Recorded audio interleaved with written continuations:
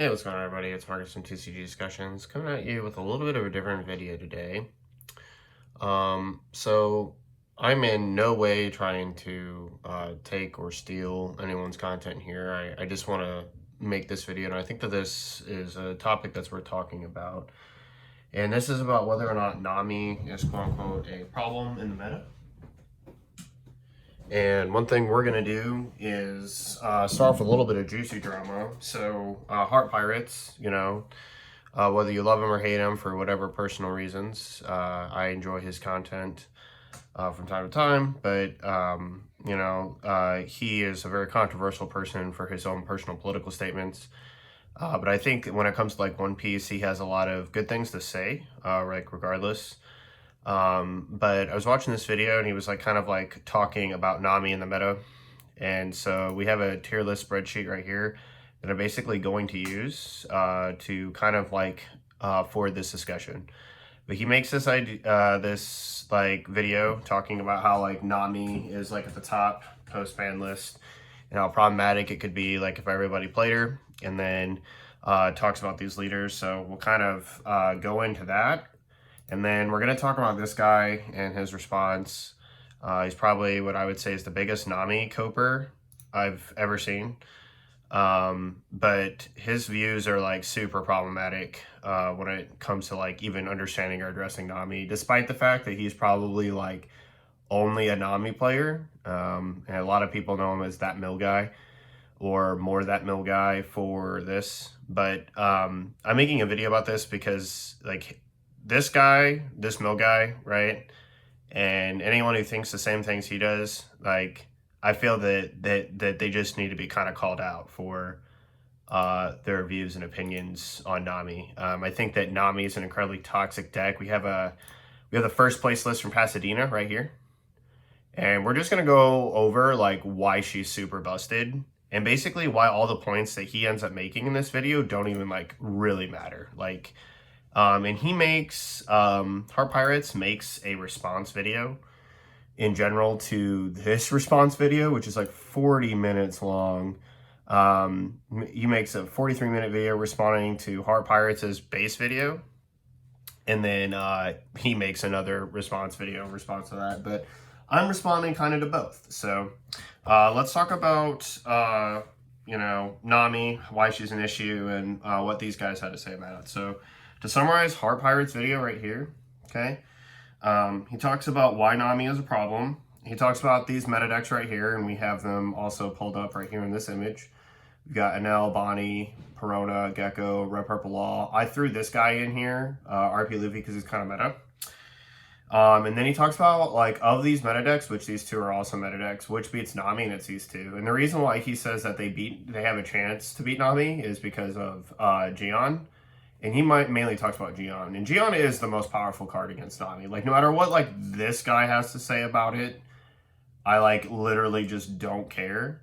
Because unless, like, Nami's getting greedy, right, his point about putting is, like, the only thing that doesn't matter. And Nami can still play around it and mill herself out anyway. So it's kind of, like, his point of, like, putting being the thing is relevant. But we'll get to that in a bit.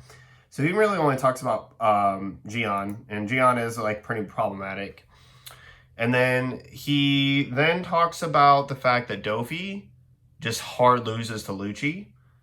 And then, so the response to that is basically play Reiju and Black Yellow Luffy to beat Lucci. And then Reiju's like the only deck that can beat both, and has chances to beat both Lucci and Nami, and it creates this weird format, right? But all these decks right here are meta right now, okay? All of them, in every way. Like trust me when I say this, they're all good. This is probably the weakest one, followed by Perona, and then Gecko, and then RP Luffy. I'd probably say then Enel. Actually, I'd probably say Dofi, then Enel, and then Bonnie, Black Yellow Luffy, Lucci, Reiju, and then Nami, right? I'd probably go in order that was like somewhere that, not necessarily the top in that order. And it's really important to kind of understand why Heart Pirates made this video. So the format of Nats is a weird one. For some reason, they were like, we need to ban Law. And by banning Law and hitting any slobbies, you nerfed 2 of the top decks going into Nats. And furthermore, like, you ban this character before we could play him at Nats. And this guy still has not won a tournament in 07 as like a regional level or higher. And that's like really a problem. Now, I don't know. I haven't watched the Oceania tournament, so I don't know if he won that. And I know that there was an undefeated Law player that, like, I think into top 16 was still undefeated. So I don't know if he won that. But this is still got to be one of the most premature bans I've ever seen. I mean, it's not even close to Sakazuki, like, for the East. And it's not even close to Whitebeard or Sakazuki dominance in terms of meta ever. So second place, sure. I mean, I think Peoria, Jonas got second place with Trafalgar Law. So shout out to him.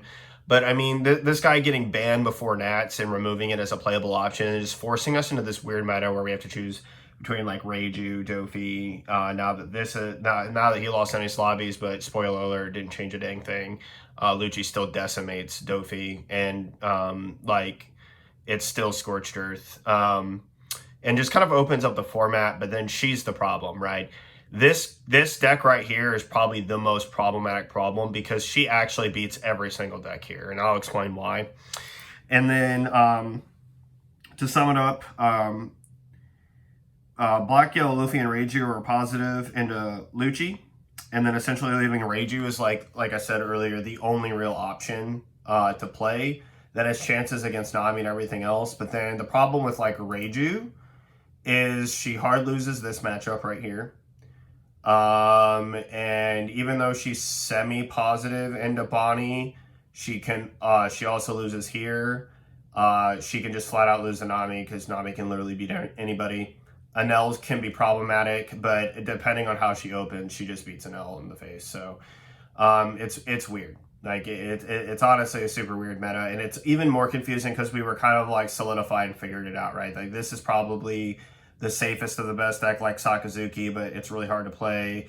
Black Yellow Luffy is like really good because he beats Lucci, but like Lucci's not as popular anymore because he doesn't have his lobby. So where's this? And Reiju dumps this now because this guy doesn't exist, and like Blue's like really good against him. So it's like this is now a problem because he got better, and like Boa, you could throw Boa like right here as well. It's like good against Nami. And so like it just opens up this weird meta format.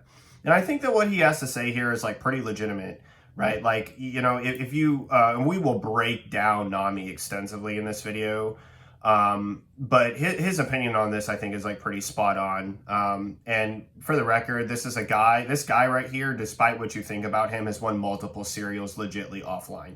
So whatever you want to say about his character, his One Piece knowledge is still like really good. I'm not supporting the views, right?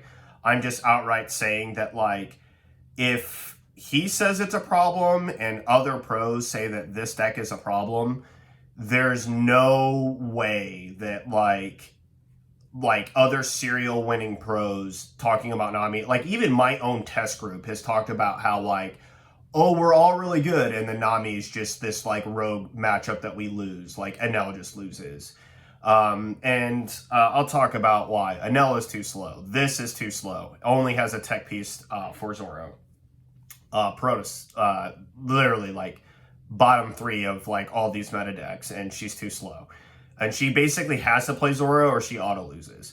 Gecko is too slow, doesn't really do anything, being a 5k. Like the fact that all of his bodies are 5k is actually super problematic because of White Snake.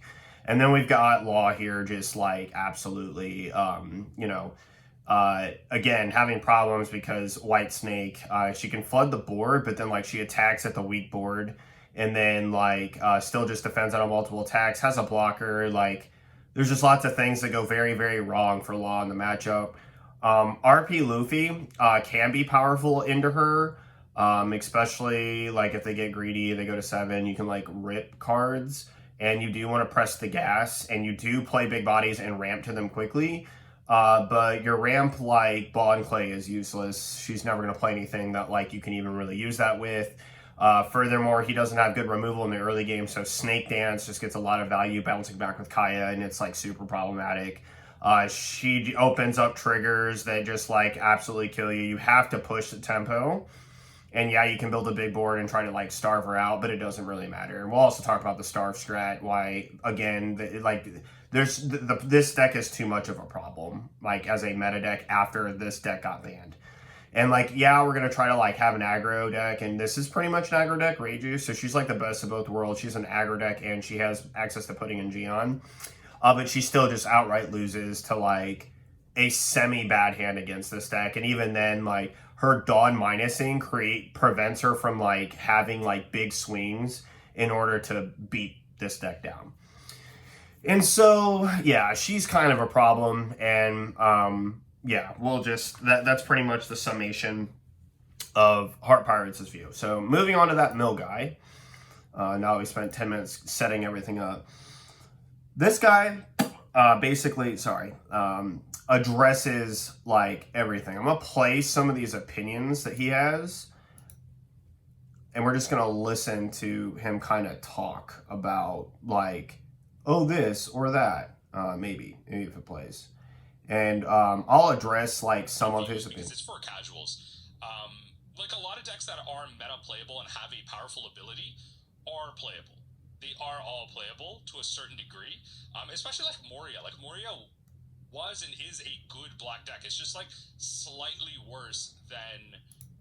Okay, so he's talking about the meta decks there. Going on. Relevant in a tournament. So you have still Black Yellow Luffy. He's watching the breakdown. Yep. By the way, this 43-minute response is to this 8-minute video right here. There are a total of 1, 2, 3, 4, 5, 6, 7. 7 leaders. I know we're going to talk about Nami, guys. Please do not. This is exactly where we're going. So there are 7 leaders that are still relevant, not including Nami. Right. Of those 7 leaders, the leaders that can consistently beat Nami. So that's pretty much going over what Heart Pirates said about like the leaders being that consistently can beat Nami. And then he's going to go into like basically like several rants and points. And then I'm going to like let some of them play just a little bit just so like you don't think that I'm like speaking for him. Like these are just his words. And then we're going to address them and then actually talk about this deck right here. Trigger, I removed the Gion. It's easier to deal with that effect. Pudding, I can't deal with that effect. Okay, so this is this point right here. He's talking about how like if he plays Gion, if like someone plays Gion against him, he just texts in removal like Grab Blade to like remove it. And we're gonna also talk about how like Grab Blade is probably the most suboptimal reason, both as a trigger and both as a play. Like Gion gets dressed better by Red Rock, and we'll talk about that. Obviously, Reiju because they're very fast now with the Porsche. And especially if I'm playing Gravity Blade, this Luffy matchup becomes a joke. And without the stage, it makes it a little bit harder to deal with them on curve. Yeah, it's probably like the only reason. So like also notice that he's like talking about Black Yellow Luffy as like it's a joke. Slightly favored now into the matchup. And that's like kind of true. You know, it's not a good amount. And then obviously Black Yellow Luffy because he can stop. Let's get to another one of his points. Black White Luffy because of Magic the Gathering. I'm not calling this yellow. Black White Luffy. Like unless they find like they can eliminate their life, play Rush NL. Like 2 Rush NLs in a row by eliminating their life, they're probably not beating me. This deck tends to be a little bit too like Rush NL. I think he means Rush. For Black Yellow Luffy, I think he means Rush Ace. Dofi covered it like as a blue deck, sure. Reiju covered it as a blue deck, sure. Lucci, I think can be favored, but Lucci's not favored at all. This is a pilot issue. It's actually pretty close. So he says it's a pilot issue, and I can come to agree with this, but like we're gonna like break this down. I just wanted to like let him hear, but he says it's a pilot issue against this deck. That's like not really true at all. Like that's the fakest news I've ever heard. Like pilot issue just doesn't matter when it comes to Nami. Like a lot of because she can just outright win. Like level 1 One Piece players, they'll swing into Nami in matchups like this, and they'll lose the game because you're allowing me to use my events in efficient ways. Like they'll just swing 5Ks and like I'm just winning off a White Snake. That's your fault. That's level 1 One Piece players. Level 2 One Piece players, like in Lucci, they'll be like, oh, I'll play something like 6 cost Brook. Bottom deck your cards. See, that doesn't do anything because you'll spend a lot of the time killing my blockers, killing my Kayas with your 3 cost Brook, and then the cards that I bottom deck with 6 cost Brook are what I choose. So I'm just gonna bottom deck the Kayas. I'm just gonna bottom deck the Luffy or the Pilafs that I used already. right? Like, I get to choose what gets bottom decked. So it's actually not as useful as you think.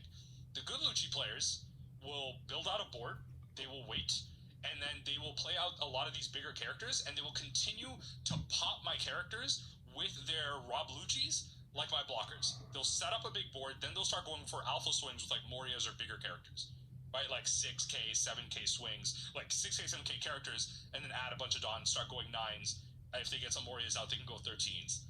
Alright, so there's two things I want to talk about here. So this is the same philosophy that I approach my Nami game with in Mercuria, and it's correct. It's like the most efficient way for Lucci to win the matchup is to play like basically 2 6Ks and then get Moria.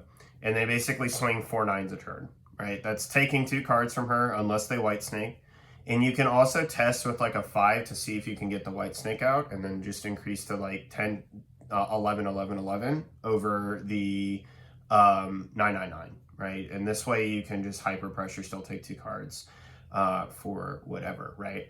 But again, it's problematic because if you don't know that with Rob Lucci to even win this matchup, you must remove every Kaya that touches the board or Gloriosa. It doesn't matter. And I want to point this out. Like, I think I talked about this in my Peoria matchup against Nami. Essentially, right, like if he had snake danced the Kaya back to his hand twice, he would have won the game.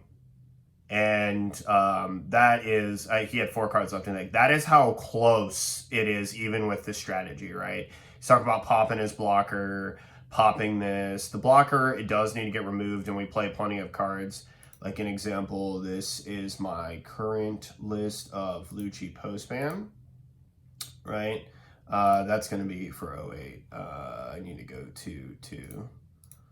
And this is my current list, Lucci postman, and this list absolutely just decimates the blocker. Like, we get this to decimate it.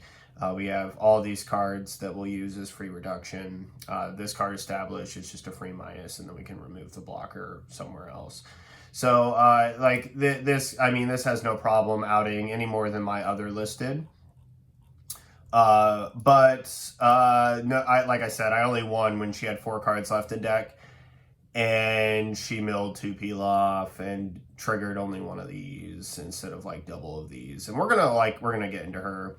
But all this to say that he's like not wrong, but like it almost still doesn't matter, right? Like Nami can still pretty much just win the game. Gravity Blade is a terrible tech. It's only best against like BY Luffy, but it's like the worst of all of these for 2 reasons.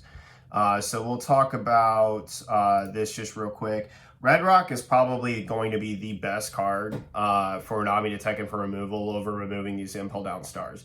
Most of the time, this card ends up being in her hand. She gets pitched off like Kaya. She gets like discarded for like another trash effect here, just to get the +4, right? But the thing is about this card is that it's a trigger that hits Gion, and it's a card that removes Zoro. And I think that like that is probably the sweet spot over like removing 2 bodies, like double Sabo when it doesn't matter because you're not attacking Sabos anyway. Like saying that like Grab Blade craps on like BY Luffy is just irrelevant because you're kind of just better than like all their stuff anyway. Although like you do remove the AK Luffy, which can be problematic, but you're still 9. It requires 1 Dawn allocation for them to get to 9 though. So I can also see how that can be a problem, but you can still just Red Rock the card, right? Like Red Rock still just does the same thing.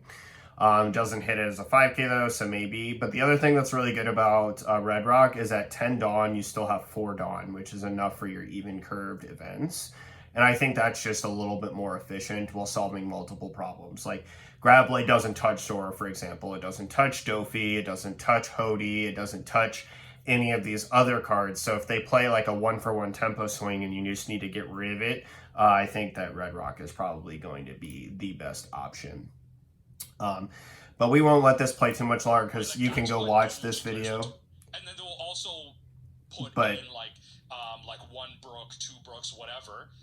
He talks about how Brook's bad. That's not true either. Putting 3 cards to the bottom of the deck is still putting 3 cards to the bottom of the deck. Especially when they Gloriosa and they have to put the other cards on top. Don't lie to yourself. Too slow. And the ones that... But this is one of the points that he's going to make, and then we're going to talk about all of these. And I just want to say this to, like, when I address this point that he makes right here, to show you that I'm not like pulling his words out of nowhere and out of thin air. Like I literally. I'm giving you free advice. Just you have to wait till, you have to wait 2 9 turns and the card isn't searchable. Even if you go 16 3 times, like you're still probably not going to get there. So, yeah, all of them are way too slow. They're way. Has this man ever played Zoro against Nami?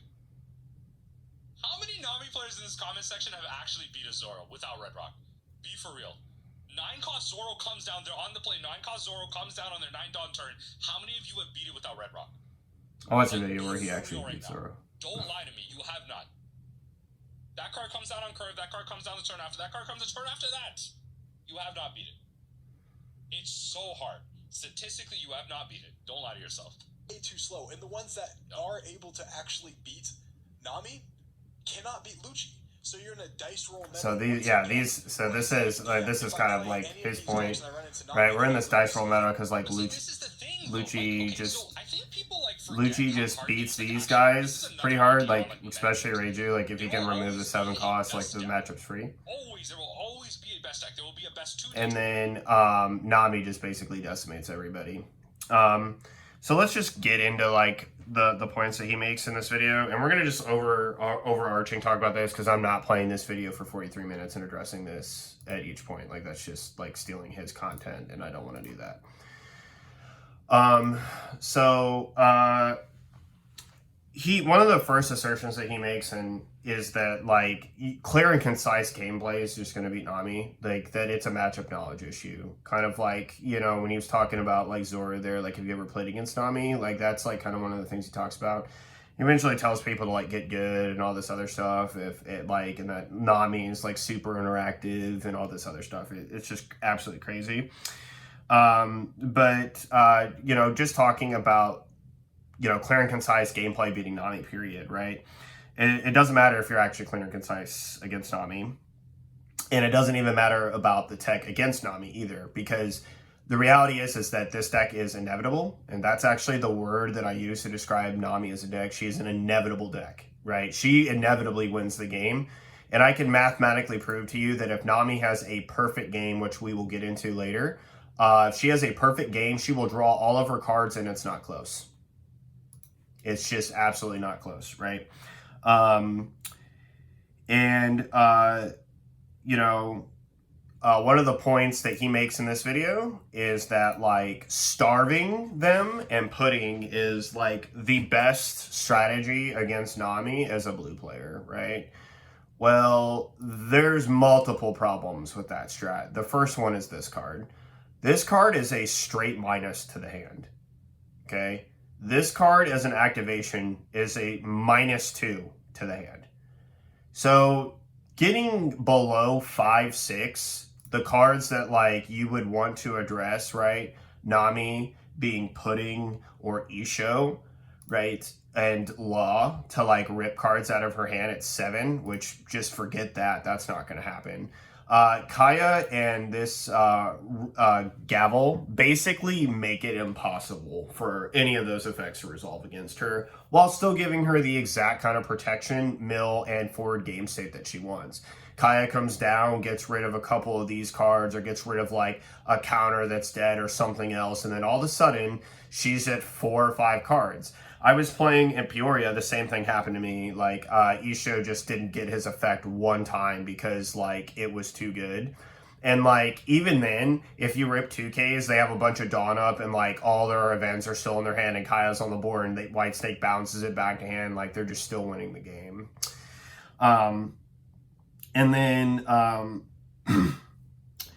The problem with talking about techs, right? So NL does not have any tech. He's too slow. He loses.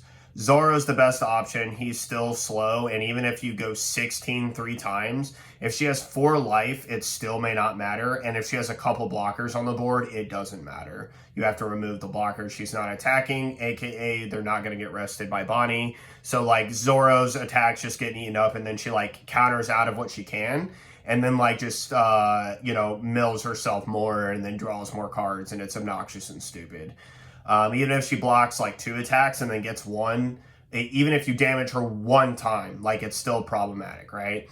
And then Perona, the only way she wins is if you have Zoro. Isho is okay. Perona is actually probably best card, but for Gecko. But the issue with this deck is that all of their swings besides Gecko are 5. So they don't have a lot of 6Ks outside of Sabo. And it's problematic because Nami can counter swing at the 5s for free, right? She doesn't have to invest any Dawn, while you have to spend cards out of hand, so she's diminishing your resources if you want to keep your attackers on the board. And furthermore, she's still easily countering out of cards with stuff like White Snake and, Spada, and like even at 6, this free block can appear. You can remove it pretty easily with like Absalom and a reducer, but it feels bad to like use a reducer just to kill this and then have Snake Dance bounce this back to hand anyway when you'd rather get rid of the Kaya. In fact, you almost have to get rid of the Kaya and give them the block. Like that's actually how problematic these two on the board are at the same time. Like if you have removal and you can't Rob Lucci them, which Gecko can't, because guess what? Gecko doesn't play Lucci anymore. Okay, he has no tech unless he plays Zoro, so yeah, it's problematic. And then this guy, we've kind of talked about it. It's kind of just an issue of whether he can get to the big bodies and take another turn, and then that another turn kills her because she has no Dawn up. But like that, I mean, that's like really the only win con. Otherwise, like she's just blasting him. But you know, you can build the big board and ramp up to the big board, which is nice. And then once you get the big board on the bodies on the board, you can just like straight start going at her over and over and over and tax her hand at like 9s and 10s plus. The tech against these two, obviously, like they're the best techs, like Gion and Pudding, so I won't say they're bad against her. But the problem is, and this is less of a problem for Reiju than it is for Dofi, even though Dofi can top 5 search for them and basically like stack them to the top of the deck so that like they're against her in the meta. And we'll talk about like Dofi's issue in a second, is that they have to hard draw them. Like all of these decks also still have to hard draw their outs. This is the closest thing to searchable because he like mills and can play Perona. And then like he can also search Isho. But Lucci cannot, right? Lucci's Isho is probably best. His strategy is basically best is to like pop multiple bodies at the same time, set up that 9K. Even playing like Sabo is really important, right? Like if you blow up like a Kaya and a Marguerite blocker on a Sabo play and that's like your 8 Dawn turn, like that's like super strong. And he has nothing he can do. He just basically loses the game to her. But Reiju is probably best because she has the highest chances to draw into those cards. But here are the issues with her.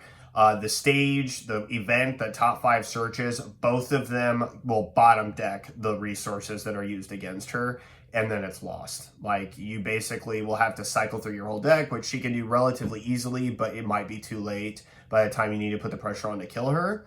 And then with Dofi, if the cards that he needs are lifed, he will never get them.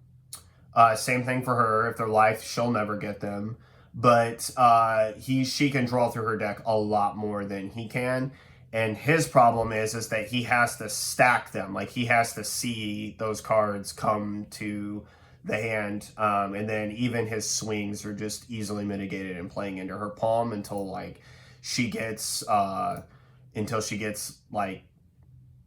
the point where, like, she's just super low and running low on cards from all the swings. And he has to, like, put bodies on the board that, again, mostly are 5s.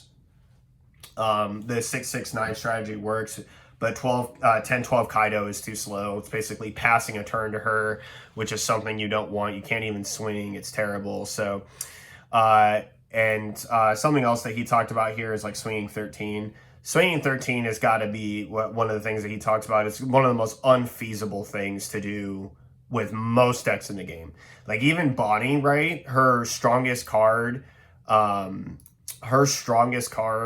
base power is Dofi at 10, and that kit requires 3 Dawn to get to 13. And the idea is that 4-4 at 5 is 9 is 13, and still take another card, so take 3 cards. Zoro is the best to go 13, to be 4 Dawn, and then 3 more Dawn for the restand, so that's 7 of that. And then you can, if you have a 6K, like a Cavendish on the board, you can then untap 2 of the Dawn that you used for Zoro. and then stack 3 on that, and then swing 7 again if they didn't like White Snake above it. So it's pretty devastating if Zoro sticks and you have Cavendish on the board. But like other than that, like again, it still just may not even matter. She can just pretty much draw everything out. He then says that we never. Oh man, I like almost wish I could like play these and pause, but I just don't want to like take his content, right? Like this is his content. He says that like we've after and Hard Pirates talks about this, that like Nami's already won 2 tournaments. She's won a Treasure Cup and she won Pasadena. Pasadena was a massive tournament, by the way. There was over 1,000 players and she won. And he talks about how it's like problematic and she's probably going to need to be banned. And he's like, well, we were never this hateful about Law or Whitebeard or, you know, Sakazuki, and that's like banned or was banned. That's what this like little section right here is for the tier list maker that I had. And I just like need to point some things out that are just absolutely whack about this opinion. So this card was the most dominant deck for multiple formats. It was banned. People then decided it was okay for him to come back for 05 because this guy got released. And then to top it off, this deck kind of fell off because it kind of just got power crept by a lot of the decks in the metas. So, like, he's still falling off. But, like, literally in 07, the guy still won a tournament. Like, this deck is still good. Like, still very, very strong and very good. And yes, everyone complained about this leader. Thought that, like, him being banned was the most justified checkmark of banned existence. Like, please stop. Like, that opinion is copium. This opinion was probably the biggest copium, that we've never shared hate about other leaders other than Nami. First off, this leader deserves to be despised. She does not play the game, and we'll talk about, like, his opinion on how interactive she is. But, I mean, this is just nonsense. This is the most hated leader in the game so far. This is the Dragon Rulers of One Piece right now. Like, this is the leader that even though it will be okay for him to come back, that people will still say he can't come back. Like, we'll have a leader like Reiju that says just draw 3 cards, play like 5 bodies of the board every turn, and they'll still think that this leader is still broken, right? She doesn't play 5 bodies, but I'm just saying, draw 3 and then play 5. That's what the new leader will be. And, like, Sakazuki will still be hated. There were people who think they can never come back. I would have loved to see a meta where these two duke it out, like, as, like, removal play. Like, although Sakazuki just probably, like, hard counters him because it's like, yeah, I just, like, have an event that bottom next 2 of your cards instead of KOing them, and it's, like, very easy to get reduction with, like, Great Eruption and everything else, but it is what it is, right? And then we've got Law to talk about how copium this opinion is, that, like, we've never hated anything else. This leader was banned before it ever won anything.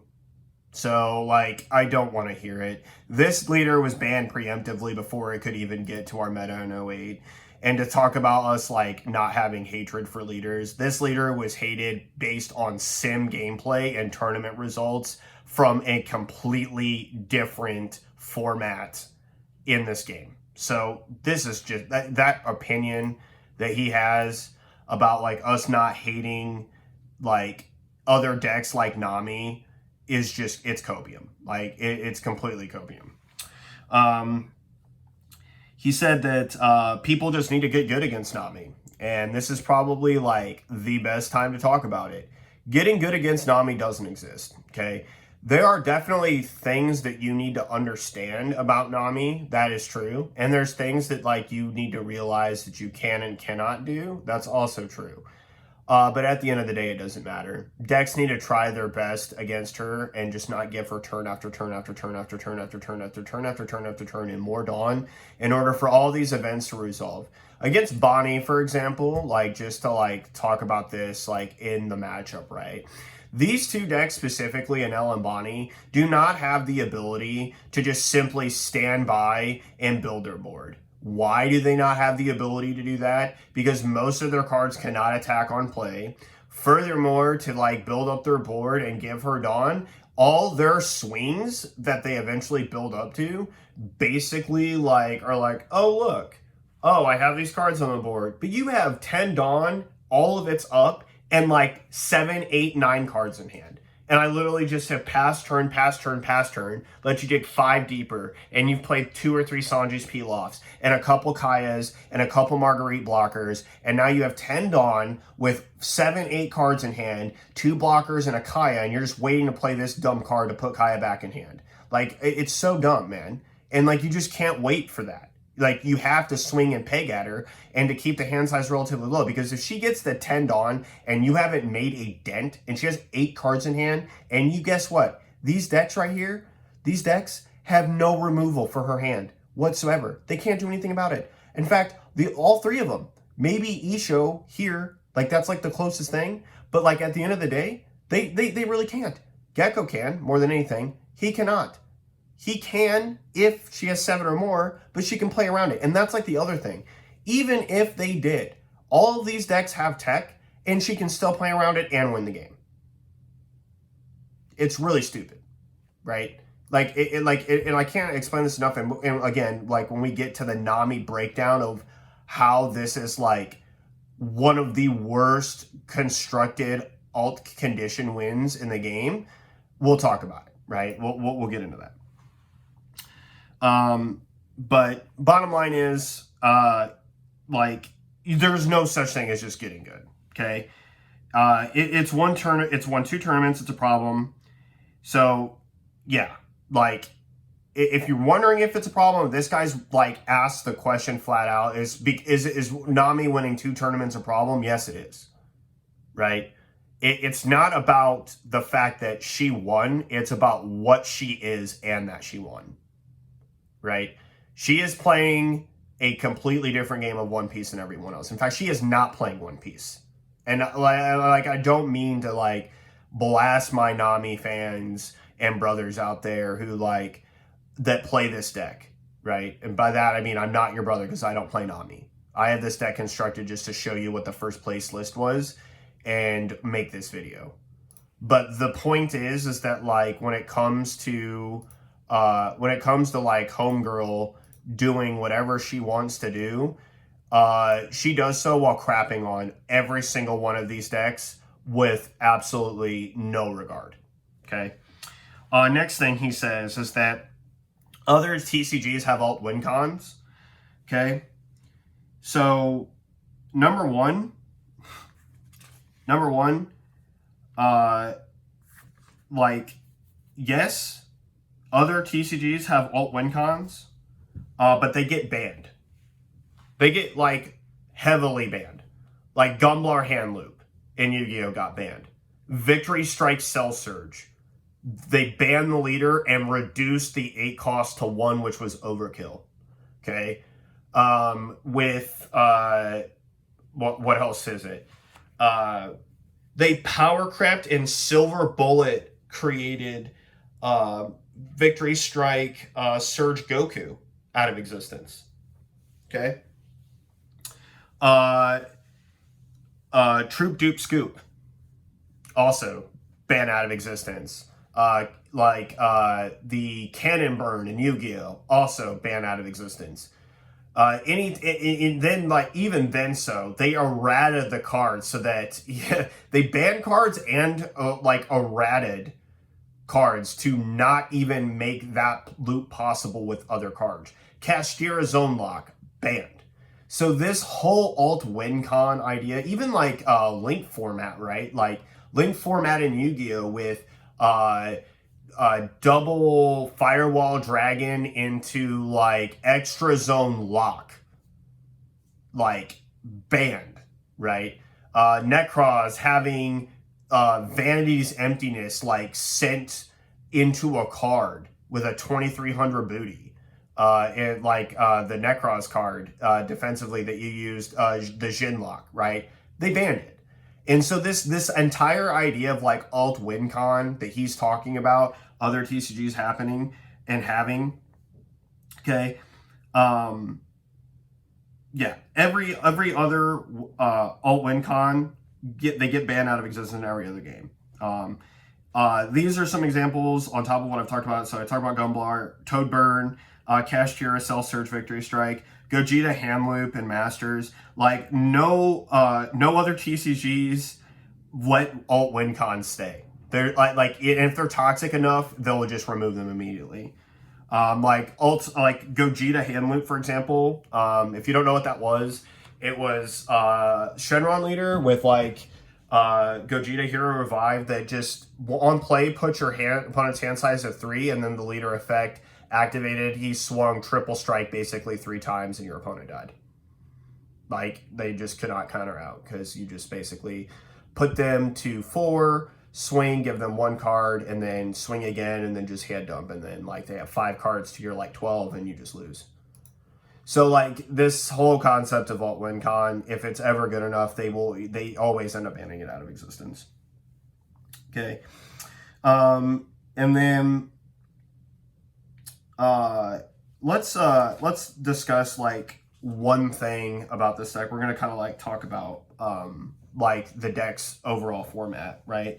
And how the design of the game, because he makes the point that the design of the game, right? He makes the point that the design of the game allows you to beat Nami. He like argues this vigorously in this video.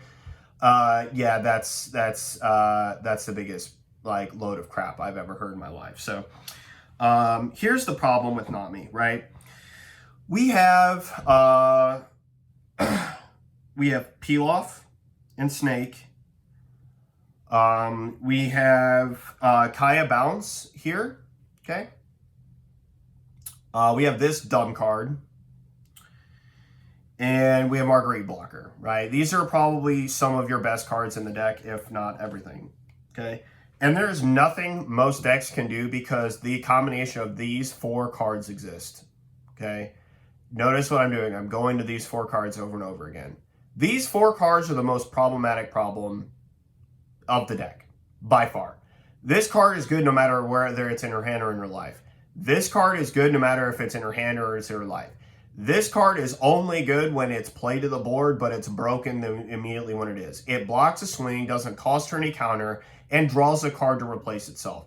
This card is absolutely stupid because it plays around everything and can get bounced back to the hand by this, and then filters more cards out of her hand, getting rid of dead cards and replacing them with better cards in her deck, whether it be counter or non-counter. And this card searches this card and other cards in her deck, which is really stupid, okay?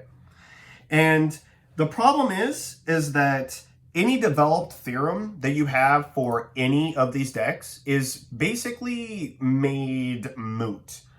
Because instead of milling like she used to with like Usopp and Zeph, she draws. And this is the issue with this alt win con, is that we're no longer milling cards. And he'll talk about like this article for Magic the Gathering in here, which is again just a big load of horse crap. Like you're talking about a completely different game with a completely different strategy, with a completely different game system and a completely different way to win the game. It like mills 10 and like burns your opponent for 2 or something like that. And how like this can be a viable, good strategy to have in the game. If it's done well. Well, it's not done well because it's not mill, right? The problem with mill is and this is the same thing with Lucci, right? With good old Lucci here. How many people have played Rob Lucci and milled all their geckos? How many people have just not seen any of their top end because it went to the trash? No matter what it is, it could be Gecko, it could be Ishu, it could be anything else, and you're just like stuck struggling with like 4-cost Lucci. How many people have lost because they milled all the reduction? Or how about like they just don't flat out see the cards that they need to see, right? Like Gecko's all at the bottom, Lucci's all at the bottom, so on and so forth. True mill decks like this are like, they suffer due to inconsistency. They play enough cards that they can like kind of consistently play their game plan, but you affect that consistency and then like it falls off. That's why like people thought that like Stage Hit is like really bad for him, but like Ice Age is basically a more cracked stage anyway, because like at Tendon, like playing Ice Age with Gecko and Helmeppo is like insane, right? So the issue though is that true mill decks like this, when they mill the cards off the top of their deck, risk losing their best cards. So let's point at them. Draw, search, draw, stack, draw a card, bounce a card that draws more cards, draw a card, and then look at the top 5 decks and place them in any order as a trigger. Draw 2, draw 2. Trash a card, gain 2. but then return a character 4 or less to the hand, okay, aka her. Draw as a trigger. Draw 1 card as a trigger, and then gain 2,000 power, and then trash the top card of your deck. And this is a trigger that draws 2. Okay, mill here, okay. Nope, no mill, no mill, no mill. Just this one, right? Trash the top card of your deck. Yeah, I think that's just pretty much it. Yeah. So basically, this is the only card, if I'm correct. I mean, I could be wrong. If I am, just leave it in the comment section down below, because I'm not going to sit here and look at all these cards over and over again. But I'm pretty sure this is the only card that mills, okay? Aside from her dealing damage. You can trash 1 card out to the top of your deck. Every single one of these other cards either cycles, draws, filters, or stacks. So this is not a mill deck. Okay, like let's get this get this idea out of like our heads right now. This is not a mill deck. This is a draw deck. And enough draw, and she just wins the game. Okay. And so the problem is these 4 cards, as I pointed out earlier. Okay.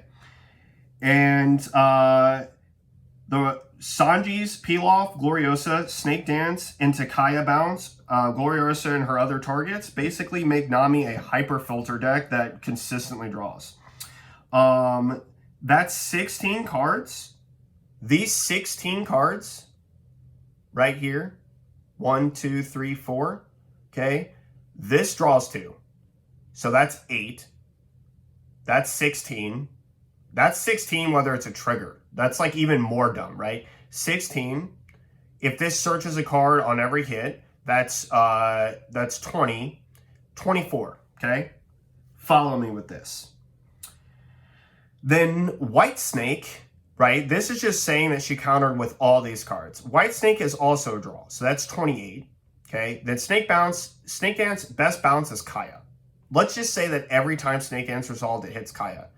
You then go from 24 to 28, and then another 8, right? So now we're at 32, okay? And if you went first, and you have 5 life, and 5 cards starting in your hand, and you saw all these cards in a perfect game of perfect order, just 1, 2, 3, 4, 5, 6. These 6 different cards, 7 different cards, right?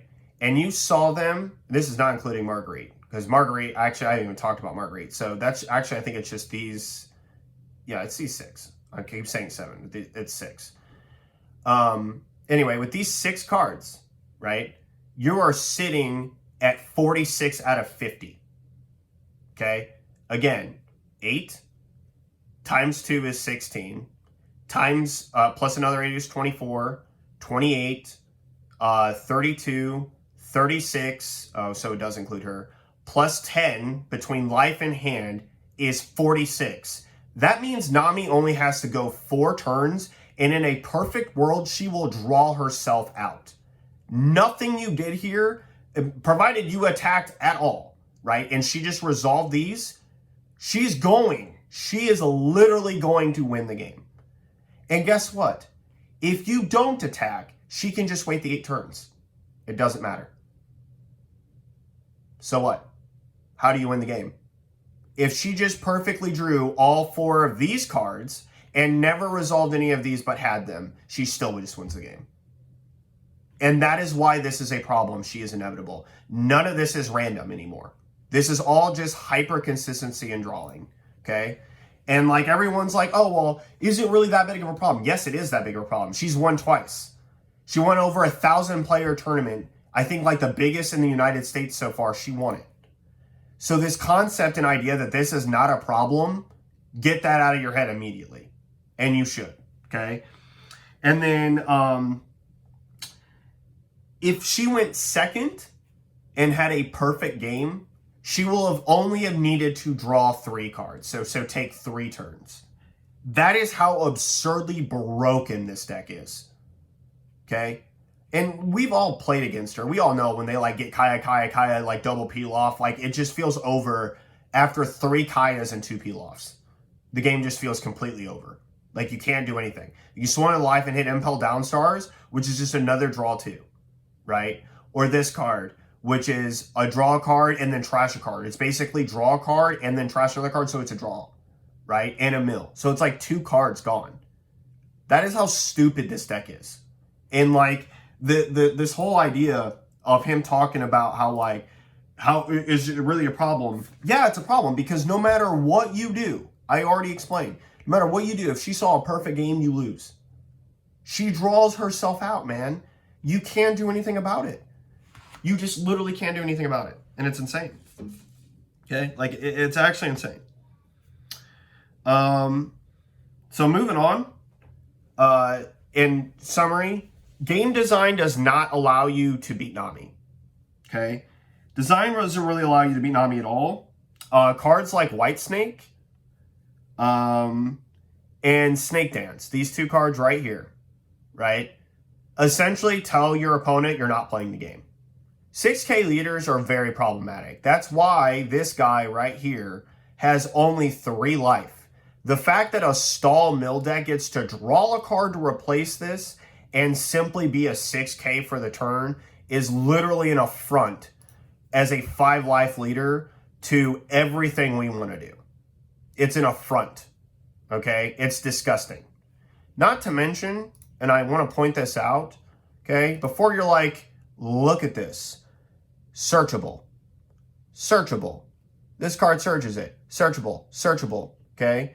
And then you just fucking draw everything else. Or stack it. And it doesn't matter, man. It honestly doesn't matter. And they're preventing you as the player from playing the game. Because when you become a 6 or a 7K leader off of 2 resolutions of this in an early game where you had to play a body first and you literally just can't swing anymore, right? Like if you played a like, let's say that you go to play 4 Dawn, right?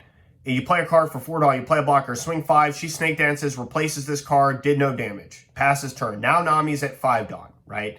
And she plays down a Kaya, has 2 Dawn up for everything else. You then, next turn, you go to swing 5. She just Snake Dances just to do whatever to get this card back into her hand and leaves 2 up, or you White Snake. And now you have to like, okay, so I'm going to swing 7. And then she Snake Dances, bounces the Kaya back, right? And it just didn't matter. Your whole turn just got bypassed. And then you play another 4 cost. And then like, oh, look, she's now 2 cards deeper. And she's about to be another 2 cards deeper when she plays Kaya down again. She goes into 7, does the same thing, has 3 Dawn up, right? And she just can repeat this over and over and over and do these stupid things. She plays Marguerite blocker or Sanji into Marguerite while playing Kaya and then just leave the blocker, basically take a damage or 2 and then hit like a draw trigger. You're like, okay, I just lose, right? So the game design of attacking your opponent does not allow you to win the game against Nami. The only time it allows you to win it against Nami is when these decks right here play Zoro down. Okay. You're trying to play the game normally, but she's not. The only thing she's trying to do is counter out of your swings your entire time. And she doesn't even play her mill strategy. She just draws everything, which I talked about. It's hyper consistent. This isn't a random luck or mill list, okay?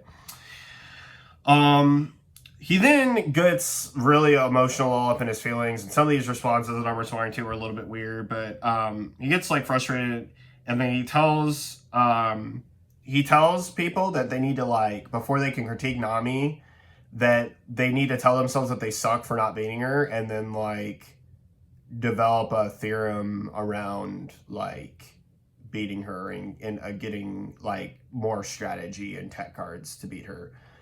Number 1, we don't have side decks, right? So guarantee you, right, if we had side decks, this deck wouldn't be nearly as problematic. Why? Because Black has Viola and Brooke. You could literally just side in 8 cards that literally tell her to go F herself. Every single blue deck could just like side 4 copies of Geode and 4 copies of this just to make her completely irrelevant if she's like too good, right?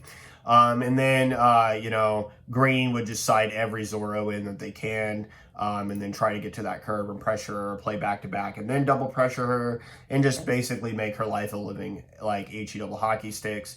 So, like, all of our ability to basically worry about this deck is hindered because we're a 50 card deck game that doesn't have side decks. So, like, that's like the first point, okay? So telling myself that I suck is like, and that's just not even like up for discussion, right? Like, even if I tell myself I suck, it doesn't change the Herculean task that I have set aside in front of me to beat this deck. Second off, it's literally the worst argument ever. If I ask you, right, like, you know, tell yourself you suck, and I'm just gonna like pitch this in a kind of like a hyperbolic ask you a question scenario. But if I asked you if you could play a deck that just won and your win con could not be stopped, would you say yes to playing that deck? And you would, right? And then additionally, if it hard counters the fundamentals of the game, do you think people would also play it if it was good enough? The answer would be yes. And then we can analyze a card or an archetype just by those sets of questions and never understand a single thing about how it works. But if the fundamental premise was that it did just exactly what I did by asking those 2 questions, then we would play the deck, right? Like, that is Nami to a T, and I literally explain it to you. These 6 cards alone, right, can auto win her the game, and there is nothing you can do about it by fundamentally playing the game. If she saw a perfect game, these 6 cards in tandem will literally all decimate you off the freaking face of the earth. And while basically having 4 or 5 lives. She doesn't even need, and here's the thing, man, she doesn't ever need to play the game. She doesn't need to interact with your board. She doesn't need to attack your cards. She doesn't need to take anything out of your hand. She doesn't need to play the resource game, which she will. She can even play that game and like get herself low enough so that she doesn't have to worry about your attempted resource game. She like, you could swing into her and lose off of Impelled Sanjis with the freaking 3 Kayas in hand. It won't matter. It just doesn't matter. Okay? And so he may be thinking that, like, by asking this question or like telling yourself or making the statement that you need to tell yourself that you suck before you can critique an archetype, everyone who sat down against this horrible garbage of a deck, right? This horrible piece of trash of a deck. Everyone who sat down and played this deck will tell you it's boring. It's awful to play against. You are literally trying to attack, and they, for 2 Dawn, you spend 4 Dawn into a 6K, and then you put 3 Dawn on that 6K next turn to attack, only to be met, or 2 Dawn on that 6K, or a 5K, you put 3 Dawn on that to swing for 8, only to be met by a card that bounces Kaya back to hand, or to be met by this card, or to be met by this piece of crap of a card that gives you 4K and draws a card, and you have 3 less cards, so it replaces itself. Or this, which is a 1 for 4 that just lets you trash a card off the top, or 1 for 2 that lets you trash. So like, your 6Ks get easily countered for 1. Your 4Ks basically get rid of a card that's trash in her hand while setting something up to grab later from like Mr. Bones or whatever thing else. Or like this card right here, activate me. You can trash a card, rest this character to draw a card. Like this thing just shouldn't be what it is. Like, get rid of Impel down, draw a card. See another card as a rest to activate main to be playing on your turn 1. And to get your hand size also low, right? Or I guess you kind of break even, but like if you play him and then do it, you're kind of like you're still minus in hand, right? And then you have to get rid of this card because you can't even attack her because this card will get value every turn, right? Like, it gets value every turn. And then there's this card, right? I just don't, there's just no way, right, that telling myself that I suck is going to help me get over beating this deck, right? You have to develop theorem and strategy with tech options, and I just explained to you, they are not searchable. She has the highest likely to draw. He has to filter to them. All of these decks are slow, and to top it off, the best colors will have of tech are these because they don't revolve around her hand, which she can diminish, and then it still might be too late, depending on what she draws. So this again, this statement is just a complete little blahonky. Then he asserts that the game would die if Nami got banned. Like, and I think he's like stressing that like if One Piece can't develop alt win cons, then it'll die because everybody's fundamentally playing like the same attack game. Look at these decks and tell me that everybody's playing the same game. We're not all playing the same game. We all have the same fundamentals of attacking each other. That's it. She's the only one who's not playing the game. Okay? She's the only one that's not playing the game. So my response to that statement that he makes here is that 99% of the players don't play Nami anyway. And trust me, the game won't die. Okay? So... and every leader is literally different about values and play patterns. Like how you have to approach the Bonnie matchup is extremely different than you have to approach an L, than it is for Perona, than it is for Gecko, than it is for Law, than it is for this character, than it is for Reiju, than it is for Dofi, right? Like with Dofi, for example, you have to attack his board. With an L, in certain matchups, you can't attack his life, you have to starve him. With Bonnie, there's matchups where you have to counter starve her. Like if you're playing an L, you need to starve her and then just get big bodies and then kill her later. With Perona, you basically have to go on the gas because she's a 4-life leader and you don't want her to develop into a game state that she just wins off of her attacks. With Gecko, he's a mid-range slash value slash combo deck that, like, basically the longer the game goes, the better value he can generate by taking cards from your hand with Perona, or removing cards one at a time with a Brook, or a Hina play into Absalom, right? This deck is all about spamming cards to the board and then like having cheap replacement effects for way less cost than what the card actually is to give you more advantage and tempo against your opponent. This card is about being big, hitting hard, and then just basically checkmating your opponent by taking another turn. This deck is about generating value that's in the deck still, and then simultaneously setting that up to basically then pressure your opponent's hand size down, because if they don't attack your board, they just eventually lose and fold to this. This is about drawing way too many cards when you're not supposed to, and then basically playing multiple bodies to the board that aggro your opponent down, and basically saying that my hand size is too high, usually, and the value of my cards is too great, and the value that I'm draining from you, plus the value I regenerate every turn with Reiju, and a Dawn Minus effect is basically too good, that or Queen.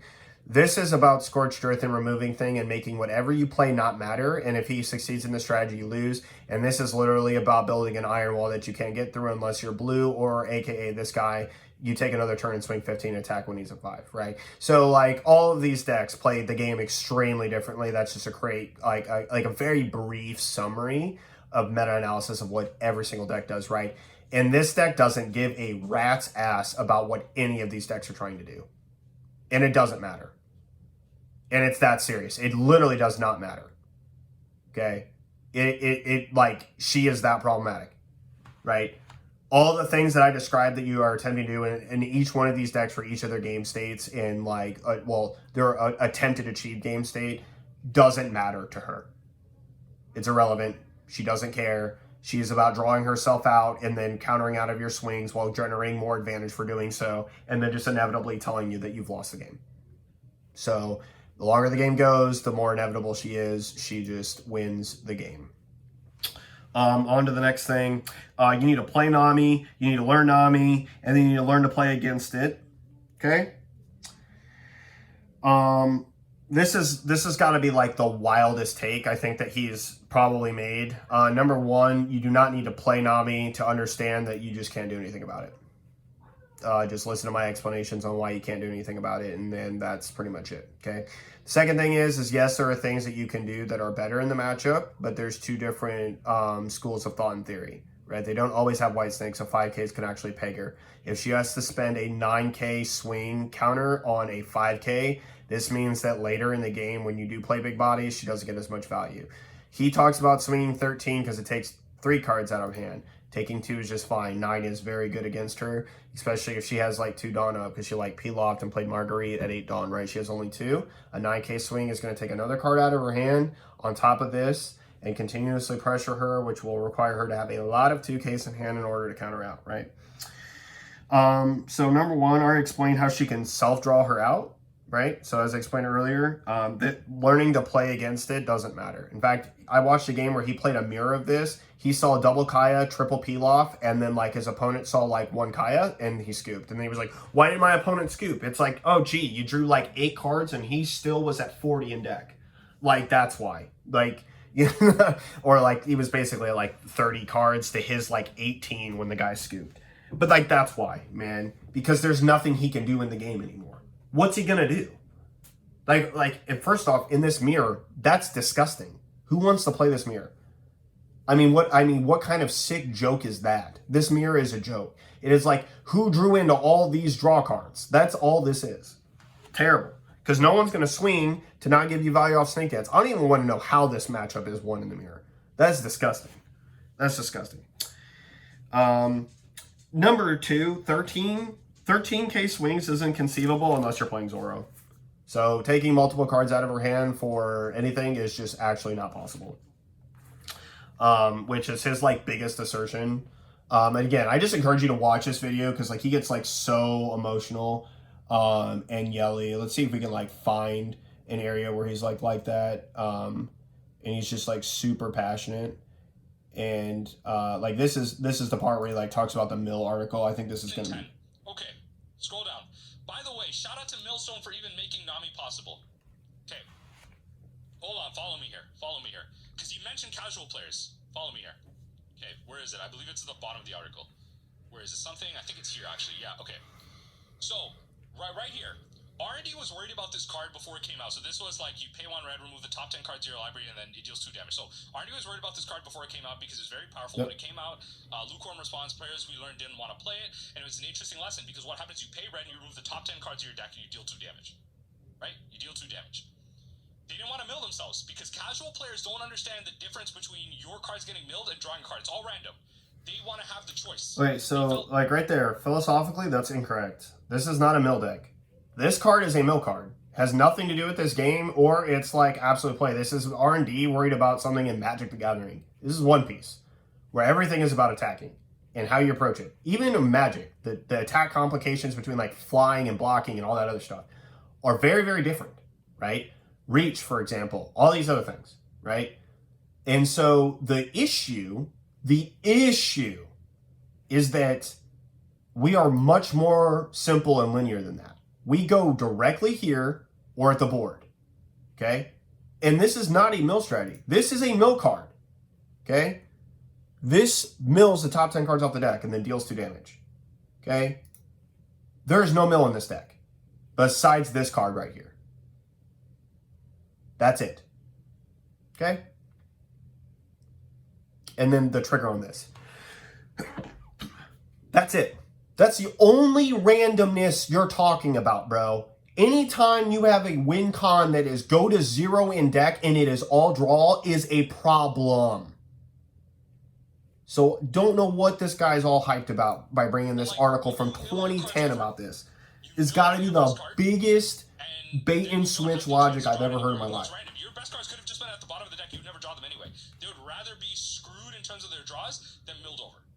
Let's say a player plays a game and never draws his awesome dragon. Is he upset? Not majorly so. Players get that they're not going to see every card of your game. Sometimes the most powerful cards are just on the bottom of your deck. Literally what I just said. Let's take the same. That's what I talked about earlier with Lucci. So, oh yeah, like this is the point, man. You want to talk about a real mill deck? That is exactly what I was talking about with Lucci, right? This is a real mill deck. This is not a real mill deck. This used to be a mill deck that could mill all of its good cards. Like Zeph hits and then, oh, there goes like 3 Sanji's peel-offs. I guess like, screw me, I guess. Like that is the reality of this. So mill 7 was like broken for her in either way. But like, that's the point, right? He's a mill deck. He's the guy that gets screwed when he mills all of his cards or like all of his cards like end up out of the trash. Not Nami. Nami is not even worried about it. This dragon, what we've discovered is this rather upsetting for most players, seeing their best card go and their morale go. Why? What's the difference between the card getting milled and it's just being the bottom of the deck? Logically, very little. Psychologically, a lot. You're telling on yourself. Your mental's weak. Casual players' mental's weak. Casual players' mental is not weak in this, okay? So you can be upset that Gecko got milled. Like when you lost the game to Lucci and like literally, this happened to Peoria, okay? I didn't see any of my geckos. I died to law 3 turns past 10 dawn. Did not mill or see a gecko when I died. So not in life, didn't draw it, nothing. It was in the bottom 6 cards. If I had 1 gecko, I won that game. That's not being mentally weak to be upset about that. That's not even being mentally weak to be like, oh, Dad, come on, like you're burning me here. Casual players like should not have to deal with this nonsense. Okay? They should not have to sit there and be like, oh man, like I milled my best card, like, oh, whatever, right? So he's like talking about this, like, we're mentally weak because like this is somewhat of an inconsistent with big giant air quotes, and that mill strategy should be allowed to exist in the game. The terms of this article that he's talking about does not apply to this deck whatsoever. Whatsoever. We should be doing our jobs as content creators to improve that. We have a moral obligation to help. No, we don't. Nobody has a moral obligation to do that. The only thing that you have a moral obligation to do is explain game states, right? And I'm not going to like talk about everything else. Like, you are better served by high-level players telling you what the proper thing is to do in a game state over, like, telling you that, like, you're just mentally weak and collapsing and you're not making a decision. Sometimes being decisive and wrong and learning from that is better than just being indecisive and not making a decision at all. Or, like, overthinking it, thinking that, like, oh, I need to, like, take more time and question myself. Just do what you need to do and go for like and then find and learn the optimal routes through failure. Like, there are so many more positive things that you can tell someone other than like casual players are mentally weak and they can't handle Nami. It's not okay to lose to things like this. Like yeah. Again, we're gonna talk more about what he has to say here in a second, but whatever. Sure, you might never draw it, but you don't know that. The lack of knowledge from where it is gives a player hope. A similar phenomenon can be seen with lottery tickets. A man buys a lottery ticket for $50 million payout. The ticket is exciting until the moment he learns he's not a winner. Until the drawing, the ticket is potentially $50 million. That's exciting, even if the man says the chance of getting the money is infinitesimally small. It's just the truth, guys. This is the issue. The problem is... I gotta try and calm down a little bit. I've been screaming. I'm gonna try and calm down. None of the decks that you can play can beat Nami except for 2 of them. And wrong, objectively wrong. Genuinely objectively wrong. Those 2, both of them probably can't beat Lucci, and one of them maybe can beat Lucci consistently, but still it's not very likely. It's just a massive problem, and if this is going to be in effect for us in the West, then I'm gonna back it up a little bit before this article. So that's basically like closing. He kind of calms down here and he says some good points. We're going to talk about snake dance didn't trigger? What if that snake dance didn't trigger, right? But here he's going to talk about... He's going to talk about like Nami. The type of players, well, think about this. Here's another free tip against Nami. So many Nami players, so many Nami opponents, in ranked, not unranked, in paper, that tell me they're good players will do this over and over again. And you're telling on yourself. So imagine this, right? I'm at like 15 life. 15 cards, sorry. 15 cards left in deck. Maybe like 4 cards in hand. I got 3 done left. I got 2 life. So, you attack, you got a full board. Let's say you got like 3-4 characters. Full board's a little bit harder. So, let's say you got like 3-4 characters, right? You swing, I counter out of 1. You swing, counter out of the other. Now I'm out of done. I had 3 done. So here he's explaining the game states. This is useful. I take a hit. Right. I take the hit. Maybe it's like a snake dance. I bounce my character, I bounce your other attacker. Great. Okay, so I took a hit. I have 1 more. I have no counters now. So you attack him with your leader. I'm at 0 life. Right? Now that was a scenario where, yeah, you went for lethal and my trigger worked for me. Great. What if that snake dance didn't trigger? Right? Because in this hypothetical, he had snake dance here trigger as like last life to bounce like the last card. Okay? You know what the problem is that he's going to go into 10 dawn with like 4 cards in hand and just win the game at like 15. Right? Like that's the issue with the scenario he's like describing, but I'll just let him talk. Where I had 3 life, you had 3 swings. 3 life and 3 swings. Right? So I had a situation where my trigger actually worked for me and you went for lethal and it was correct. Cool. In that situation, first off, if you have 3 swings and you have 3 life, lethal was not achievable. So, like, again, I don't even know what you're talking about. Left. Why did you swing against, removed your out of 3 attacks you had left, you hit me with 1.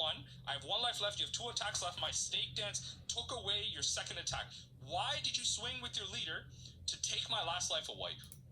Why? Because I have to kill you to play the game, right? Like that. That's like the. I mean, this is the kind of stuff that he says that just doesn't make any sense.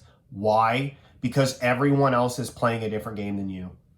You have 15 cards left in your deck and you're going to draw them out one way or another. And I'm just literally giving you more chances to draw more counter for you to defend lethal on the following turn with all this hot nonsense. It's just like, it's like he doesn't understand what his deck is. Why did you do that? Right?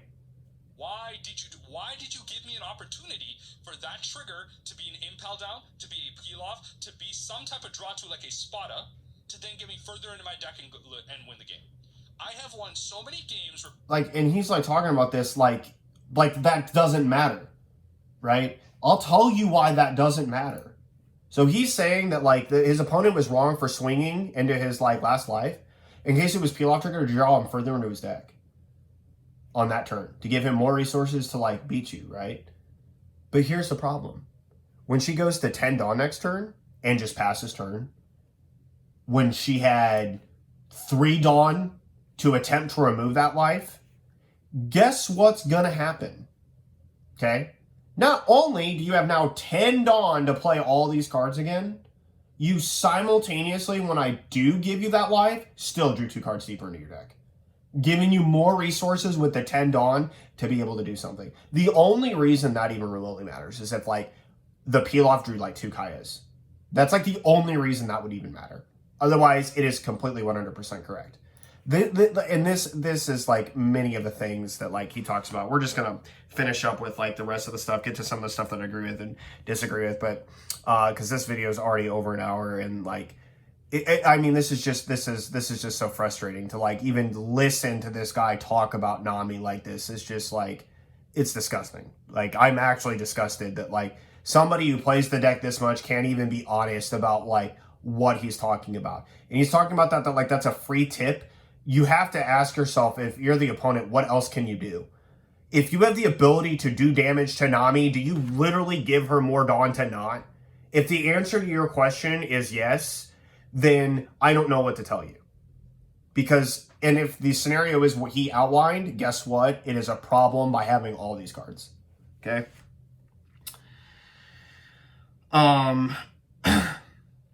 He says that he makes the claim, and I'm not going to find him ranting about it because it's in 43 minutes.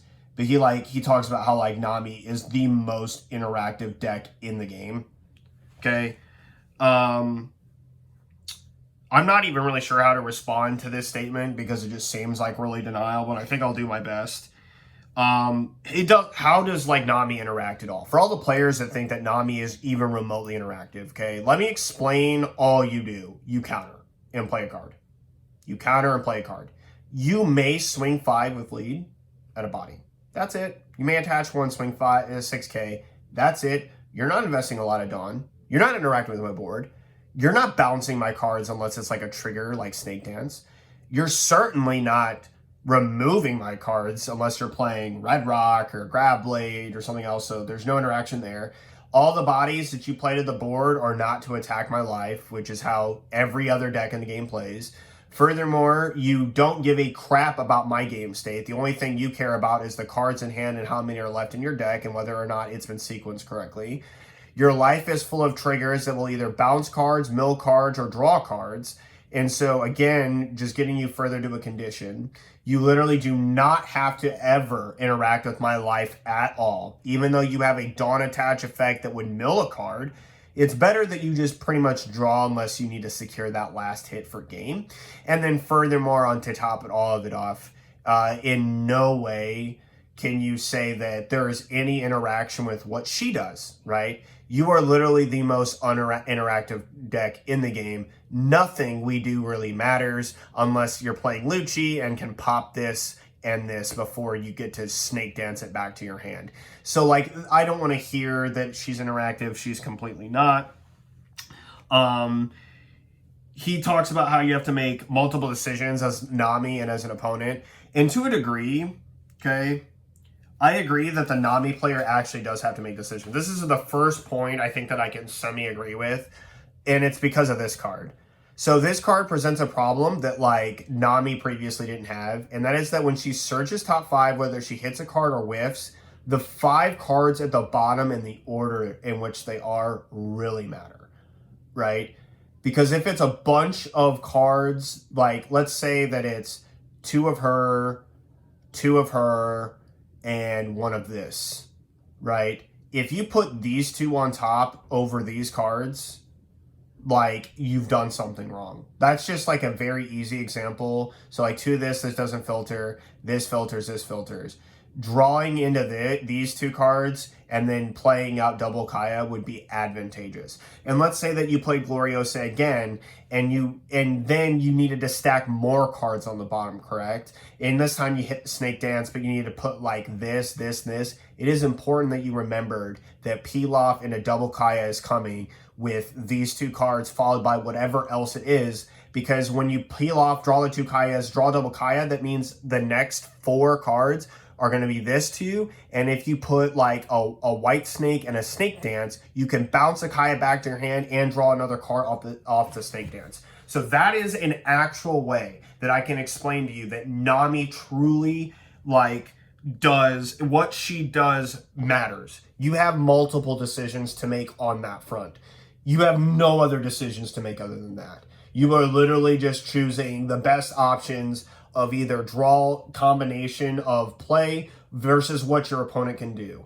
That's it. And most of the time, it doesn't matter what your opponent can do. It really doesn't. You may be playing around Pudding if you're him, because apparently Pudding's the most dangerous card, even though Gian is a far better card against Nami. Because, I mean, if you don't agree with that statement, you literally have event-wise 4, 8, 12, 16, 24, 8, 2. Okay? And only one of these cards does not... there is... So 28 cards that interact with you on your turn. Over half her deck does. Yeah, it's kind of a problem. If she has to bottom deck a card from her hand every time she's activating one of these. If 2 Gions are on board, it's unplayable for her. She can't win the game anymore. Okay? So that's like the only decision that you have. Those are the only decision points. Other than that, you are literally not meaningfully interacting with your opponent in any way, shape, or form. What you do doesn't matter, and you literally just are stalling to see more cards. Okay? I mean, like that's pretty much just it. Heart Pirates makes a statement that like hundreds of people hate Nami. He then like counters by saying like there's no way you can know that, and there's no way that like you can he can prove that. So it's just like a cap thing. Yeah, well, thousands of players hate Nami, not just hundreds. I can guarantee you that. Nobody plays against Nami, even as Nami. Nobody plays against Nami and has fun. You may have fun. You may feel it's rewarding as a Nami player to win, but I can guarantee you that nobody likes losing to a con that they could absolutely have zero interaction of stopping whatsoever. That it was inevitable. And then telling me that, like, you need to get good and have, like, a complicated game state of, like, theorem and strategy to beat this. That just does not matter sometimes. Like, it would be one thing, like, if you could, like, literally say, oh, actually swinging 7 every time actually wins the game. But you can't say that. You can't say that about her at all. You can't say that, like, there is nothing. Like, 13 would be ideal, but there's only one card that can feasibly swing 13, and it would require 7 Dawn, that's Zoro. And that would be multiple times in tax your hand. Guess what? That is literally 5 turns into the game. And she's done a lot for 5 turns. She's gone through a lot of her deck in 5 turns. Your Zoro may not be enough. And I already talked about this. She can have as big a hand size as she wants, because guess what? This girl can't do anything about your hand. Okay? So, absolute nonsense. Okay? He then gets to the article on Mill. So, where's the article? Article's here. So this is probably like the part where he's like super like aggressive. What are you talking about? What are you talking about? This is probably where he's talking about like certain shit different, but it's basically just 9 at life the whole game, right? I'm on my phone the entire time I'm playing against Nami because there's no interaction. It's not like I'm like, what are they going to do? Literally, Nami's the most interactive. Ah, God, you suck, man. You don't know what you're talking about. You suck, man. Nami is the most interactive. Like, just so, like, I can find this stuff to clarify that I'm not making this up. The single most interactive deck in the game. The single most interactive deck in the game. This man right here interacts with your board far more than you ever could imagine. Like, for example, like, let's just do this. Let's say you have 5K on the board. I swing 5 Lucci at your 5, or like your Hina, for example, right? You have a Hina on the board, 5K rested, because you're playing Gecko. Where is he? Playing my man Gecko. The original Black Overlord that I played, right? You swing 5 at me with Hina, counter crackback. I swing 5 at Hina, reduce her to 2.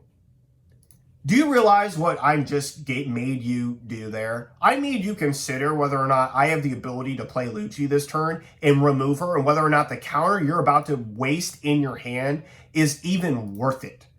That is interaction. That is my decision impacting you, and at a literal high level, making you question on saving the card is worth the resource. Do you force me to have the removal and lose the card, or do you keep the card and can you let her go? And what about the game's sake? Can that even be feasible, right? Do you need her to counter crack back and go lethal? Is that even an option, right? Do you have a blocker? Would it be best to block? Because does that matter? Because if the blocker then is eaten up and then I swing with another card at the blocker. Let's say I have Gecko on the board. You block with Borsalino or Sabo, and then now Gecko swings at that, and then I also remove the card anyway. Oh man, like that could be just an absolutely terrible scenario. All of this is a very feasible thing that you can do with this leader in a scenario against this deck. And that is 1 point of interaction. There is no points of interaction here. None. Okay? None. And I'm glad that I found that clip because, like, yeah, all she does is interact. It forces you to think. It plays removal. It plays blockers. It draws. It thinks about the pieces. You have never played Nami. You have never had to make a real decision in your life. Never had to make a real decision in your life. Okay. What are you talking about? I'll tell you. I know exactly what I'm talking about. I made multiple decisions. I just explained to you a hyper complex scenario in which, like, in a game state, a 5K swing with my leader could drastically affect your entire turn. That, like, in the decision on whether to block, counter out, or let it die, you have 3 options, right? That is a legitimate scenario that this one leader swing presents. And this guy's, like, talking about making decisions and interactions with, like, your opponent's board like it's something. She doesn't do anything. Okay? Closest thing she's going to get to interaction is any kind of removal that she pretty much is going to have to play from here on out. Okay? So he talks about the article. We already kind of went over that one where we showed it. I'm glad I found this little tyrant right here talking about how you suck and you've never made a decision. That guy's also won, despite what you want to say about Heart Pirates and how you feel about him, he's won 2 serial cards. This guy has not won any, okay? I can tell you right now that guy's had to make far more decisions when it comes to this game than this guy ever has. That actually had meaning and resulted in wins. And I don't mean this to tear him down. And I haven't won anything, right? Like, in this game. I have not won anything. I haven't topped anything. I've only gone to 1 regional. I went 6-4. And I promise you, though, like, I am gonna get there. I'm gonna do my best to get there. I'm gonna try. I'm gonna go. But that positive attitude that I have is very different than whatever hot garbage this is. And you can't tear a player down and say that they don't make decisions because they believe that this one-sided linear deck that draws itself out anyway, regardless, is somehow like an interactive deck. That's just heinous. So he goes into the article. That's like the next point of contention. We don't need to talk about it because I already discussed how that's a problem. He then makes a statement about, like, there would be a decline of play if Nami was banned. And that's just not going to be true. If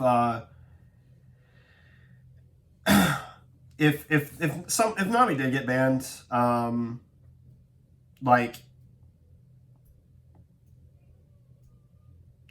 if Nami did get banned, it would just it would just probably be healthy for the game. Nobody would actually decline and play. And then in that he says that if Nami does get bad enough that they would probably ban it. And that's like the point. That's the only point that I can like 100% agree with him. Like if Nami does get bad enough that they'll ban it, but the question is on whether or not she already is bad enough. And I've already explained to you, she is bad enough. She is literally this card away from being like another draw 2 outside of this trigger, and she is broken beyond all reason. This deck is cracked. This deck is completely cracked as a meta deck. And that he said that if Nami gets banned, he'd quit the game. And to that, I'd say, okay, bye. And I don't mean that to be an asshole. I just mean that, like, if Nami is the only reason why you fell in love with One Piece, you are playing the wrong game. Okay? This is not playing One Piece. This deck does not play One Piece. And that is an objective statement about the deck. There is nothing, okay? Right? And just so we can get to that because it's his words, not mine, right? Yeah, Zeph bounce Kaya. That's what. That's drop. Heart Pirates. That doesn't seem like a logical thing to do. But my guy, as a person, I have my own gripes with him and his opinions as a person. I don't stand for bigotry. That's not me. Yeah, we don't. Your bias and lack of understanding of the matchup, and actually as a pilot of Nami, if you play it. Of course, if you guys want to hear my thoughts on it, just go to my Discord. We'll talk and do stuff like that. But yeah, let me know if I'm missing any leaders or anything. But there's almost no leader right now that can beat Nami, which is why it's relevant, except for what is it called? Blue decks, and then blue decks just auto lose to Lucci. Now, of course, with red purple all being dead, there's like certain decks that can survive, like maybe like Zoro or something like that can be better. But like even then, Zoro isn't that great into Nami, I don't think. On this channel, I have not actively done so. I have won more through my events, milling myself out through gavels, rubber bands, Deathwink, whatever. Most people think that way. Yo, how many, okay, again, just making like random big statements. How many of you have actually, statistically speaking, as a Nami player, won your games? How many of you have won your games the majority of the time through milling yourself out with Kyle? A lot. How do people like Nami? It's so boring, and it's just the truth. It is. I'm gonna come back. It is very boring. It's just the truth, guys. This is the issue. The problem is. I gotta try and calm down a little bit. I've been screaming. And also, his point here about it being boring is like it's so true. None of the decks that you can play can beat Nami except for 2 of them. And wrong, objectively wrong. Like genuinely objectively wrong. Those. Like whatever, then it's fine. I am open to the fact that if Nami does get too powerful in the metagame, I understand the logistics of something where Nami mirrors and all that stuff. I understand all of that. And I understand something get banned out of it, but I do not think Nami needs to get banned now, especially with the eventual coming of Blackbeard in 09 and the rise of purple. Blackbeard in 09 does not do a single thing except affect this card and this card. And Blackbeard is not going to pitch his hand and destroy his hand to stop these 2 cards. In 08, I just don't see it. Purple is just like naturally one of the better colors against Nami because of the type of value it gets. We can't really interact with it, like the Dawn minus effects. We just can't interact with it. Can't interact with it because you're required to interact with the swings, and you never interact with anything else anyway. Like it's just naturally one of the better colors against it. So I think with the rise of purple in 08, Black Maria gone, not even Black Maria gone. Sorry, Black Maria still being available. I think it'll like Purple Kaido is actually super serious against Nami, which is kind of like interesting. A bit of a downswing there, and it's okay. 07 doesn't need to be this like stain on the game because Nami's like tier 1, not tier 0 for a little bit. I don't know. I didn't agree with a lot of points in this video. I think I see the benefit of like a lot of I think I see the points of a lot of people on what they say in terms of like limiting card design in blue, and I generally agree with that. I think this video's gone on long though, so if you wanted me to make a separate video on Nami and how, like, there's a separate video on Nami and how, like, it doesn't limit card design in my opinion, and just really kind of elaborate those thoughts. I'm happy to do that. I just think maybe I've been rambling too long on an 8-minute video that I turned into a 43-minute react content. But yeah, anyway, don't mean to be super whatever. I'm not trying to create drama. I'm just trying to defend a leader and part of the game that I love. Yeah, so, I mean, that's all honest, right? Like, I'll give him that, right? He's trying to defend the leader. It's just that a lot of these points are just objectively wrong, right? I can't find the place where he said that he quit, but he does say it here at the end, toward the end. And I did find the comment where he said, like, if it's bad enough that they'll ban it, right? So that's, like, pretty much the end. I wanted to, like, play some of these clips so that you guys don't think I'm just putting words in his mouth, right? Like, that's super important, why we take the time to watch a little bit of it. But I didn't want to watch the whole thing because it's not about his video. It's about mine. And then my final thoughts here about this character in relation to the rest of them. Okay, so final thoughts. In terms of Nami, she's a problem. Okay, she's definitely a tier 1, if not like tier 0.5 deck. And she's that serious. If you don't think so, then you haven't played this list and you don't understand how absolutely stupid and uninteractive this is, despite your opponent's game plan. Maybe I'll like record a video of me playing on how easy it is to win with this leader. I have a strategy with Lucci. I already explained this. Build a board, get 2 6Ks, establish Gecko, maybe another card, and then swing nothing but straight 9s. You just need only 1 9K, and then you can go 9 9 9 with lead, and then 9 with the 9K. But you also have to take out the bodies at any point that you can. So if Kai hits the board, this hits the board. Kaya more important than this because Snake Dance bounces her. Same thing with Glorioso. Like if I have Rob Lucci and I can KO both of these cards and they're on the board over this, I will, right? Because these will just filter more cards out of her deck potentially. But bottom line is that even with that strategy, if I did not have the removal and he Snake Danced twice, I lost the game. So my strategy in Theorem doesn't even work. And this is with Rob Lucci, who's the highest removal deck in the game. If that is the case, what chance do any of these other decks besides Gecko have? Gecko can only remove 1. Brook is super good. Brook is probably like shines the best at getting rid of Kaya. But even then, Gecko swings only at 5. And then this card just dominates. This card absolutely dominates that matchup a lot.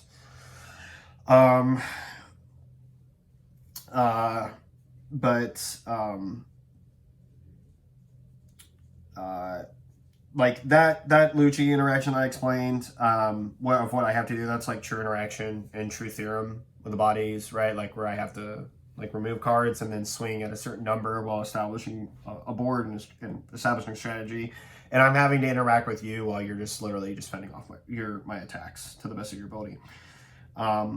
Denying White Snake by establishing the 6K. So when I swing 5 with leader in the early game at her and then she White Snakes and I have 2 6Ks on the board to make it 6-7, it's just going to keep taking cards out of her hand, which is still more important at the end of the day, even if it gets her 2 cards, right?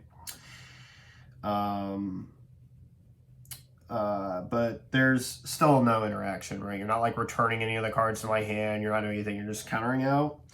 And allocation into swing and practicing against her is important, but there's only so much certain decks can do at certain game states, because guess what? We have only 10 Dawn. Maybe if we had like 15 Dawn, it'd be a lot different. She'd die a lot easier, but like that's just like not the case. You can practice for her, but there's just only so much you can actually practice. The only thing you need to understand is how terrible the matchup is for you and like pick your spots in certain matchups, and that's it. Because like if she has the right cards at the right time, you just lose anyway. And Nami, when it comes to Dawn allocation of swings, practicing math for end states,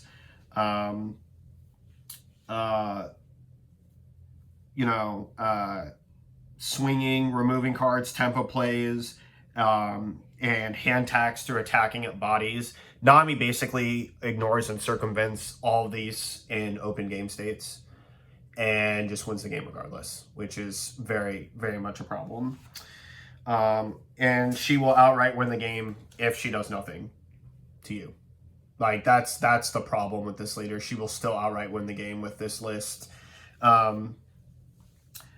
She should be banned, or have multiple cards like this should be banned and this should be banned. These two cards should be banned, right? Like, you want to make this deck not as playable, you need to get rid of both of these. This card especially is probably like the deck's greatest defender besides this one. These both, if you ban both of these cards, she would fall off the face of the earth. Or she should just be banned so cards like, multiple cards like these can be also enjoyed in other decks, right? Because I know that like some Ranger lists play Kaya.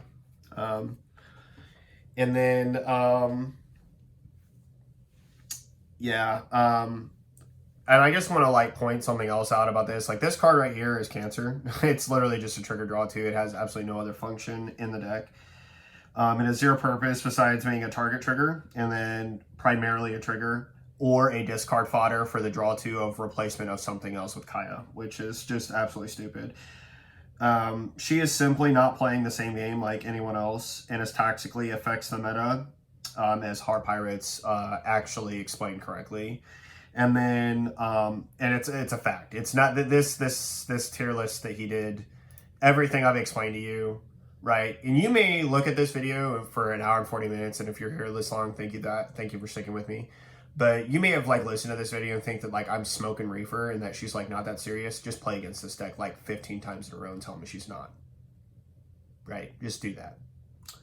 It's a fact. She's a problem. Right? It doesn't matter if any of these. You can even play both of these if you want. It won't matter. She's a problem. And anyway, that's going to be the end of this video. Thank you guys so much for watching and sticking through this one. I appreciate it. But I had to like talk about his perspective, ThatMillGuys perspective, because he probably gave the best defenses to Nami and all of them are just wrong. And simultaneously, like, this deck just needs to be banned. Something needs to happen to this leader. The other problem with this leader is we cannot have a slower metagame state because of this leader. We just can't. Like, Katakuri cannot, like, in a meta where Katakuri is good, she is too good. And she is now beyond too good now. Soon as she got these cards, it's too good. They will always have to worry about blue draw support or mill support with her. You can't develop any other strategies because she just might take advantage of it. Like, if there was, like, a deck that had, like, if there was a blue mill deck like Lucci that had other cards that, like, milled, like, for example, like, Shigan, like, for example, right? Like Shigan, which mills 2 cards off the top of your deck, they could never print a card like Shigan, like remove a 5 or less and then mill 2 cards in blue. They could never do something like that because she exists. It would be literally giving her removal and contributing to her strategy. So she literally limits future card design. She is probably the only leader that I say truly does that in One Piece. Even Gecko doesn't limit card design as much as she does. And Gecko's getting like less serious as time goes on. But all that to say that Nami is a problem. Thank you guys so much for watching. And I hope this receives you well. Title of it's going to be Nami Rant incoming with long exposition on why she's really toxic. I hope that this breakdown explains to you just how serious this deck is and how much of a problem it is. And I will see you guys in the next one that will be much shorter. And I will catch you guys next time. It's Marcus from TCG Discussions signing off. Laters.